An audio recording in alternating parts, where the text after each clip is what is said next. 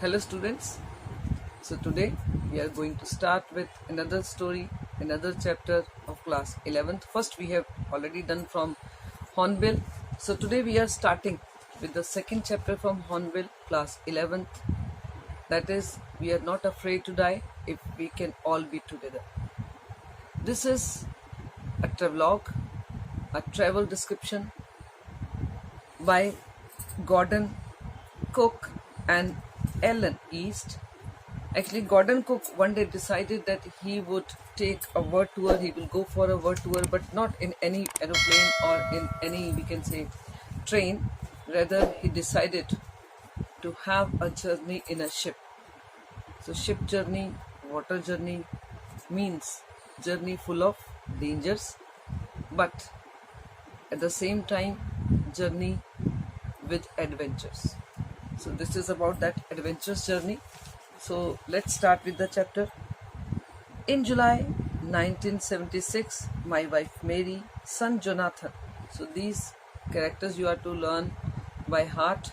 That his son was 6 years old and his name was Jonathan. Wife's name is Mary. Son Jonathan 6, daughter Suzanne 7, and daughter also who is only 7 years old, and I set sail from Plymouth, England.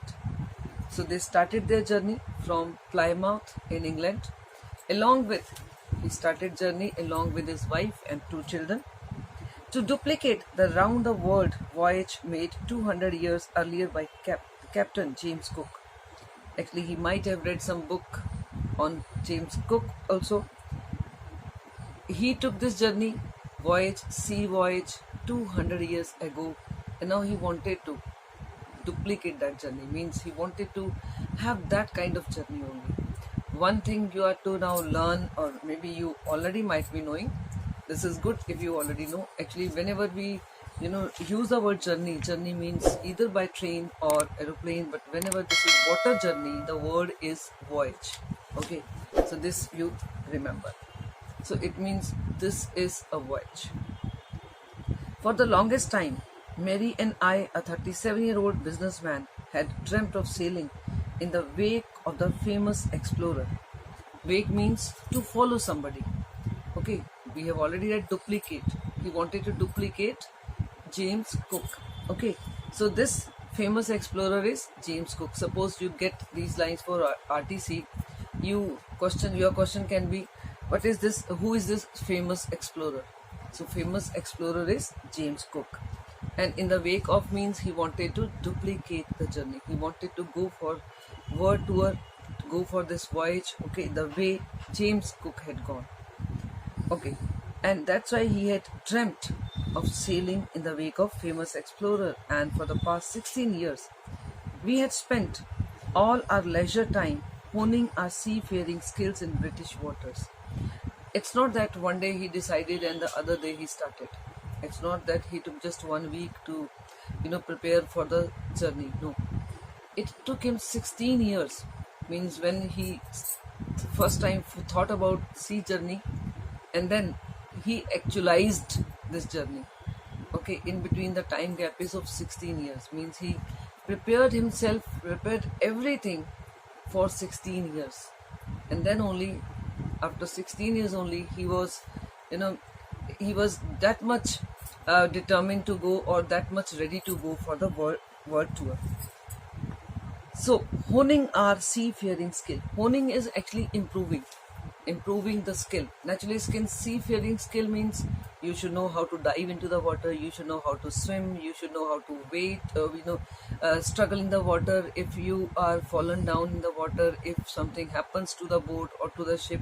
Okay, so you should know how to exhale, inhale, everything needed to know when you are in water. So he maybe already knew everything, but even then, for 16 years, he got himself ready for this kind of voyage. Our boat, Wave Walker, a 23 meters, 30 ton wooden hulled beauty. Wooden hulled means the base was wooden. So beautiful ship now they had, and the name of the ship was Wave Walker. and this can be, one of the questions, detail of this ship. So you should learn it, that name of the boat means ship is Wave Walker. Then this is 23 meters maybe long, and then 30 ton is the weight. Had been professionally built. So this ship was actually professionally built, not by him, but under the supervision of this Gordon Cook. So professionally built, okay, and we had spent months fitting it out and testing it in the roughest weather we could find. So once this ship was built, then this Gordon, he had taken this ship into the even the roughest waters, means every kind of water, where the water is always very calm, where the water is always very, stormy. So in each and every kind of water, he had tested this ship. And once when he was satisfied that this ship is very, very good ship, okay, very strong ship, then only he had decided to start his voyage. The first leg of our planned 3-year 1,05,000 kilometer journey passed pleasantly. So ultimately they started their journey. Okay, first leg means first part. So 1,05,000 kilometers they covered. Sailed down the west coast of Africa to Cape Town. There, before heading east, we took on 2 crewmen, American Larry Vigil and Swiss Herb Sailor. So then from Cape Town, when they were to start the second part of their voyage, there only they took 2 crewmen, 2 professionals who could help them. Okay, one was American and the other was from Switzerland. Okay, Swiss only. So you have to learn the names with spelling. Okay, American Larry Vigil and Swiss Herb Sailor, to help us tackle one of the world's roughest seas, the Southern Indian Ocean. Now they knew that the direction which they are going to take, okay, maybe they would need some professional help. So that's why they hired these 2 people, 2 crewmen. So then they started their journey. On our second day out of Cape Town, we began to encounter strong gales. So only on the second day only, when they had started with the second part. So on the second day only, they started facing the strong gales. Gales means very heavy winds. For the next few weeks, they blew continuously.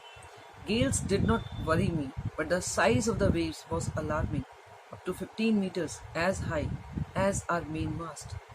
Then he said that I was not worried because of these winds, these heavy gales, heavy winds, strong winds. He said, no, I was not worried about that.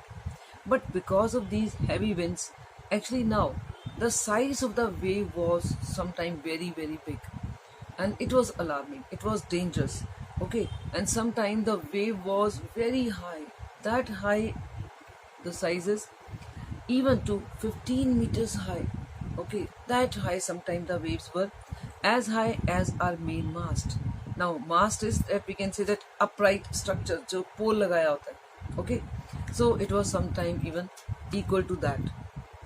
December 25 found us 3,500 kilometers east of Cape Town. Despite atrocious weather, atrocious means very bad weather, we had a wonderful holiday complete with a Christmas tree. So they celebrated Christmas.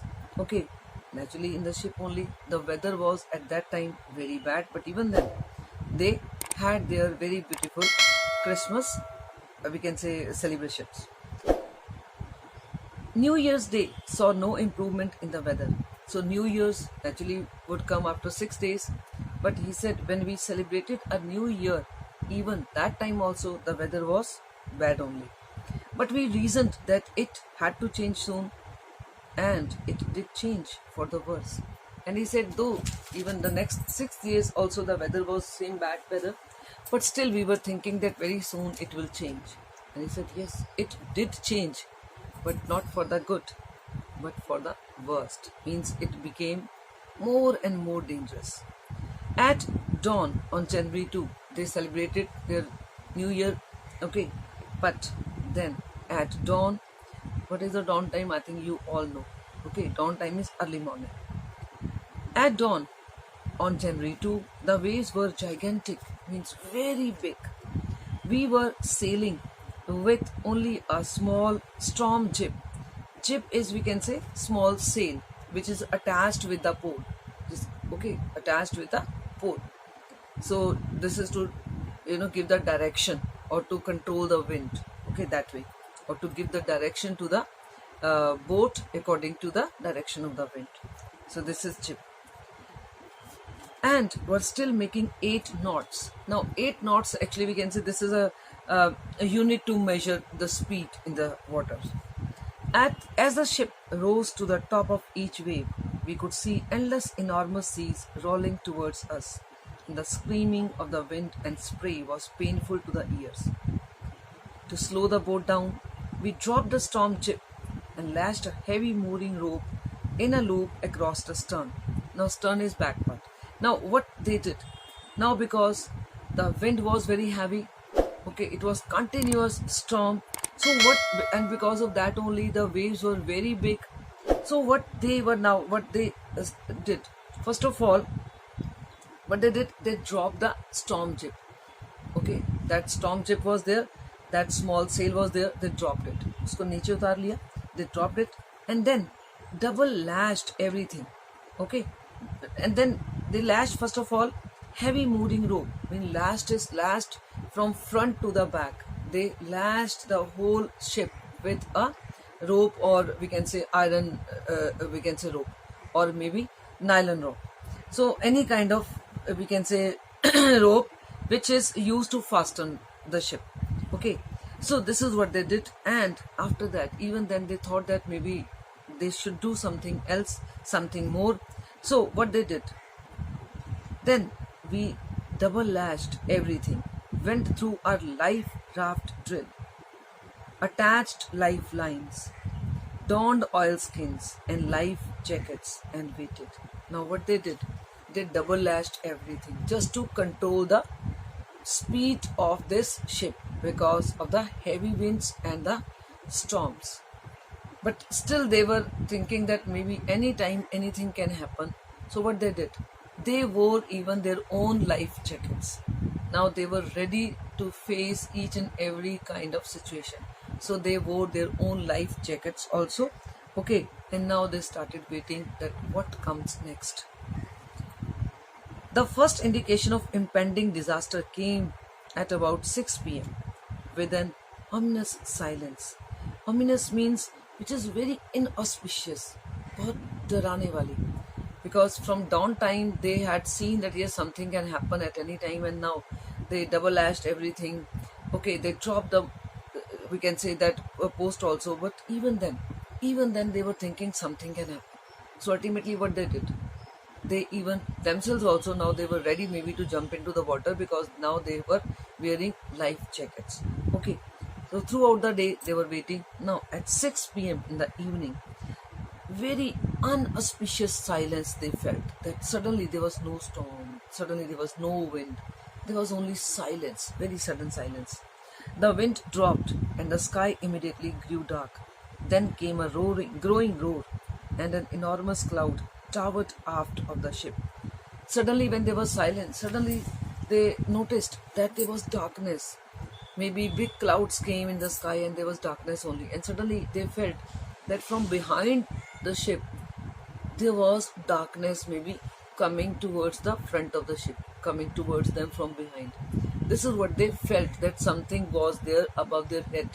Naturally they thought this is cloud only, black clouds only, which is maybe just on the top of their head.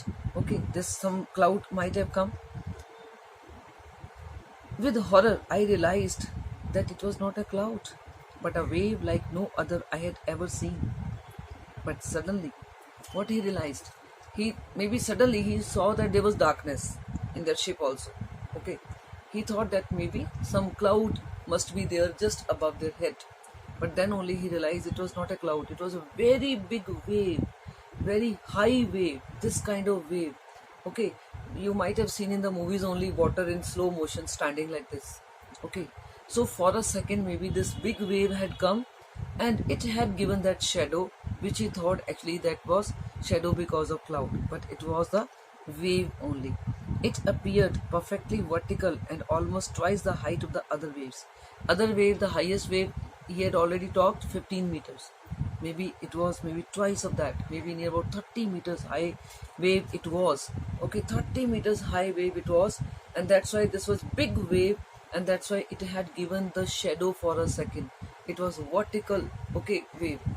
And then when the water fell down, naturally it would give a very loud sound, because that 30-meter high wave is falling down, that water falling down. Okay, that's why with a frightful breaking crest. Breaking crest means naturally, breaking something on the top of that water level. Naturally the wave was high and then wave fell down in the sea water, so there was a very loud sound, and it was very frightening sound.